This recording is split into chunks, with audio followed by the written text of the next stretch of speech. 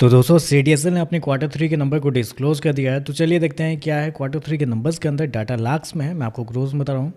तो देखिए पिछले क्वार्टर में कंपनी 318 करोड़ का रिवेन्यू जनरेट की थी ऑपरेशन के थ्रू, पिछले साल 278 करोड़ के आसपास, जबकि अभी देखें तो बढ़ के 304 करोड़ आपको जाता हुआ देखने को मिला। तो साल दर साल जाते हैं तो साल दर साल कंपनी के रेवेन्यू के अंदर लगभग 9% के आसपास का जंप आपको देखने को मिल रहा है। वहीं अगर क्वार्टरली बेस पे जाते हैं तो क्वार्टरली बेस पे कंपनी के रेवेन्यू के अंदर एक हल्की सी गिरावट है, 4% के आसपास की गिरावट देखने को मिल रही है। तो कंपनी का रेवेन्यू देखें तो साल से साल तो बढ़ा है, लेकिन क्वार्टरली बेस पे जाते हैं तो यहाँ पे आपको गिरावट आपको देखने को मिल रही है। कंपनी इस वक्त कितना किया है, 304 करोड़ के आसपास का रेवेन्यू इस क्वार्टर में, जबकि मार्केट का जो अनुमान था वो था लगभग 320 करोड़ से लेकर 350 करोड़ के बीच में। मार्केट का मानना था कि इसके बीच में कंपनी के रेवेन्यू आपको आते हुए देखने को मिलेंगे। तो आप कह सकते हैं नंबर थोड़े से बिलो एस्टीमेट आपको देखने को मिले, क्योंकि कुछ ब्रोकर के द्वारा लगभग 370-380 करोड़ का भी एस्टीमेट रखा गया। तो आप कह सकते हैं थोड़ा सा बिलो एस्टीमेट आपको देखने को मिला है। खर्चे की बात करते हैं तो देखिए पिछले क्वार्टर में 157 करोड़ खर्च किए थे, पिछले साल 130 करोड़। अभी देखें तो कंपनी खर्चे 160 करोड़ आपको देखने को मिल रहा है।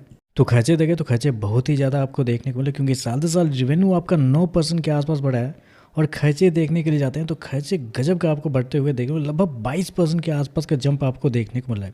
तो एक्सपेंस देखें तो इस क्वार्टर में ज़्यादा है, रेवेन्यू 9% के आसपास बढ़ा है, और खर्चे देखते हैं तो खर्चे बहुत ज़्यादा इस क्वार्टर में देखने को मिल रहा है। चलिए कंपनी का प्रॉफिट क्या निकलता है वो देखते हैं। तो देखिए पिछले क्वार्टर की बात करते हैं तो पिछले क्वार्टर में कंपनी का प्रॉफिट लगभग 140 करोड़ के आसपास, पिछले साल भी 130 करोड़ के आसपास, जबकि अभी देखें तो बढ़ के 133 करोड़ के आसपास आपको देखने को मिल रहा है। तो साल दर साल जाते हैं तो साल दर साल कंपनी के प्रॉफिट के अंदर लगभग 2% के आसपास का जंप आपको देखने को मिला है। क्वार्टरली बेस पे जाते हैं तो यहाँ पे आपको गिरावट आपको देखने, यहाँ पे देखते हैं तो लगभग बोल सकते हैं वही 4% के आसपास की गिरावट आपको देखने को मिले। तो क्वार्टरली बेस पे गिरता हुआ देखने वाला, लेकिन साल दर साल आपको बढ़ते हुए देखने को मिला है। तो आप कहेंगे कि ऐसे कैसे बढ़ कैसे सकता है, अगर कंपनी के रेवेन्यू 9% बढ़े हैं, कंपनी के एक्सपेंस 22% के आसपास बढ़े हैं, तो प्रॉफिट बढ़ने का तो कोई चांस ही नहीं है। तो क्यों बढ़ा है कंपनी का प्रॉफिट? तो प्रॉफिट के बढ़ने के पीछे का रीज़न है कंपनी के अदर इनकम, क्योंकि अदर इनकम देखें तो पिछले साल 20 करोड़ के आसपास था, अभी देखें तो 29 करोड़ देखने को मिला है। तो यहाँ पे 10 करोड़ का डिफरेंस आपको देखने को मिला है। वही 10 करोड़ आप समझिए यहाँ पे आपको देखने को मिला है। 132 करोड़ के आसपास है, इसमें से टैक्स भी निकाल देते हैं, लगभग 123 करोड़ के आसपास का प्रॉफिट बनता है। साल दर साल देखें तो साल दर साल आपको गिरता हुआ देखने को मिला है। तो ऐसे में देखें तो नंबर आपको कमजोर आपको देखने को मिला है। कंपनी सो गया 133 करोड़ के आसपास का प्रॉफिट इस क्वार्टर में, जबकि मार्केट का अनुमान था लगभग 145 करोड़ से लेकर 155 करोड़ के बीच में। तो यहाँ पे देखें तो मार्केट के अनुमान से प्रॉफिट भी आपको कम देखने को मिल रहा है।